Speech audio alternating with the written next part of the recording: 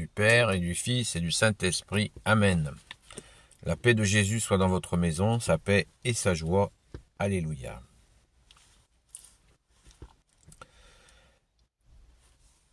Saint-Évangile selon saint Matthieu, chapitre 25, versets 14 à 30. Écoutez encore ceci. Un homme, avant de partir à l'étranger, fait appeler ses serviteurs pour leur remettre son argent. Il donne au premier 5 talents, et à un autre 2, et au troisième 1 talent, à chacun selon sa capacité. Puis il part. Celui qui a reçu les 5 talents va immédiatement les faire travailler, et il en gagne 5 autres. Celui qui en a reçu 2 fait de même et en gagne 2 autres. Quant à celui qui n'en a reçu qu'un, il fait un trou dans la terre et cache l'argent de son maître. Longtemps après, le maître de ses serviteurs vient leur demander des comptes. Celui qui a reçu les 5 talents lui en présente 5 de plus. « Seigneur, dit-il, tu m'as confié 5 talents, en voici 5 autres que j'ai gagnés. » Son maître alors lui déclare « Très bien, bon et fidèle serviteur, tu as été fidèle pour une petite chose, je te confierai beaucoup plus. Viens partager la joie de ton maître. » Celui qui a reçu les 2 talents s'avance à son tour. « Seigneur, dit-il, tu m'as confié 2 talents, en voici 2 autres, que j'ai gagnés. » Son maître répond « Très bien, bon et fidèle serviteur, tu as été fidèle pour une petite chose, je te confierai beaucoup plus. Viens partager la joie de ton maître. » Celui qui n'a reçu qu'un talent s'avance alors et dit « Seigneur, je savais que tu es un homme dur, tu moissonnes là où tu n'as pas semé et tu amasses quand tu n'as rien engagé. J'ai donc pris peur et je suis allé cacher ton talent dans la terre. Voilà ce qui t'appartient. » Mais son maître lui répond « Mauvais serviteur, bon à rien, tu savais que je moissonne là où je n'ai pas semé et que j'amasse quand je n'ai rien engagé. Mais alors tu devais placer mon argent à la banque. À mon retour, j'aurais repris ce qui est à moi avec les intérêts. Prenez-lui donc ce talent et donnez-le à celui qui en a 10. On donnera à celui qui produit et il sera dans l'abondance.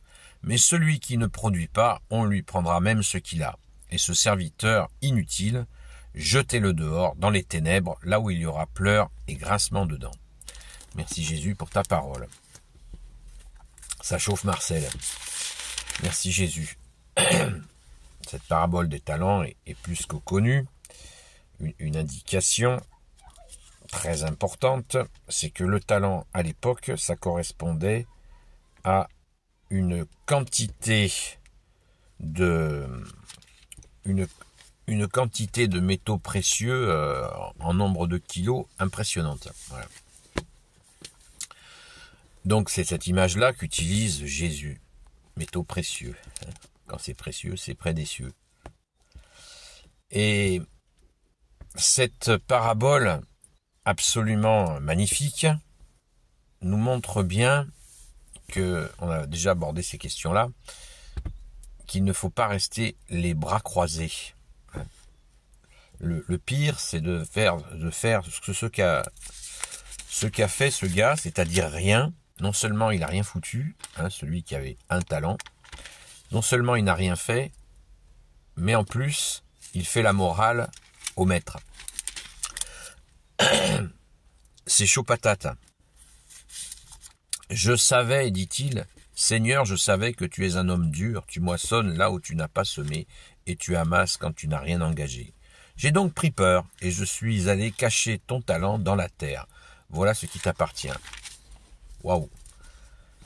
Non seulement il n'a rien fait, mais en plus il fait la morale à celui qui lui a donné l'impulsion, parce que quand on donne une somme pareille, c'est une impulsion.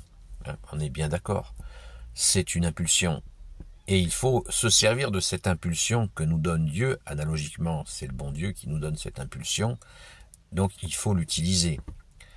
Dieu, que tu es Jésus avec ton Père et l'Esprit Saint, ne peut pas nous encourager à la flemme, puisque le sens de Dieu même, c'est la création, c'est un agir, c'est une action permanente.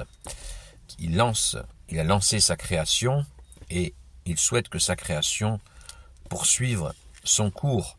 Alors certains ont fait de cette parabole des talents un encouragement à la société dite ultra-libérale, avec son cortège d'entreprises absolument monstrueuses qui esclavagisent les gens, etc. Que nenni, hein. Dieu n'a pas demandé ça, et il n'a jamais donné son feu vert à ce que des hommes deviennent très puissants financièrement et des pouvoirs pas possibles, y compris sur les hommes politiques, qu'ils mettent eux-mêmes en place. Eh bien, Dieu ne valide pas ça. Il n'a jamais dit qu'il fallait détruire l'homme et la planète avec, sous prétexte de développer économiquement ceci ou cela. Ça, c'est une illusion que certains se sont fabriqués. Le protestantisme a nagé dans ces eaux-là d'une façon terrifiante. Et hélas, des catholiques ont pris modèle sur ce tout économique, oubliant les hommes et leur support qui est la planète. Parce que nous sommes tenus, on peut pas, c'est toujours cette habitude qui consiste à retirer de l'évangile ce qui nous intéresse et le reste on s'en fout. Pas du tout. Jésus nous dit de prendre soin du plus petit. Rappelons-nous la parabole du bon samaritain où Jésus nous dit de venir au secours du plus faible. Ce qui ne veut pas dire être faible au sens de ne rien faire et attendre que ça passe. Il s'agit d'être fort. Il faut que les forts, les gens qui sont forts, qui ont reçu cette force, eh bien, ils aient aussi la force d'aimer et de prendre soin, comme la devise catholique l'a eu pendant des siècles, la défense de la veuve et de l'orphelin. Donc, il nous faut garder cet esprit-là, qui est une belle synthèse catholique de l'action humaine que nous devons avoir.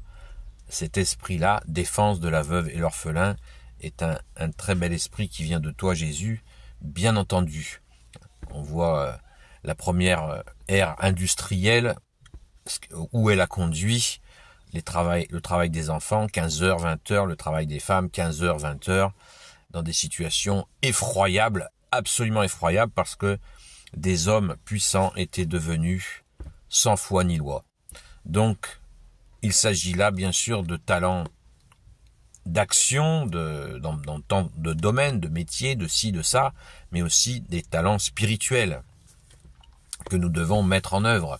Si Jésus dépose des capacités en nous de développer, d'annoncer sa parole, mais aussi bien sûr de la mettre en pratique, eh bien, il faut le faire absolument sans mollir. Merci Jésus de nous y aider, parce que Jésus non seulement nous donne les talents, mais en plus, il nous aide à mettre en œuvre ce que nous avons à mettre en œuvre. C'est pas « je vous donne des talents, démerdez-vous ». Non, Jésus nous aide constamment à mettre en œuvre pour pouvoir établir ce royaume de Dieu sur la terre, participer à ce paradis sur terre à notre modeste manière, mais en le faisant, en agissant.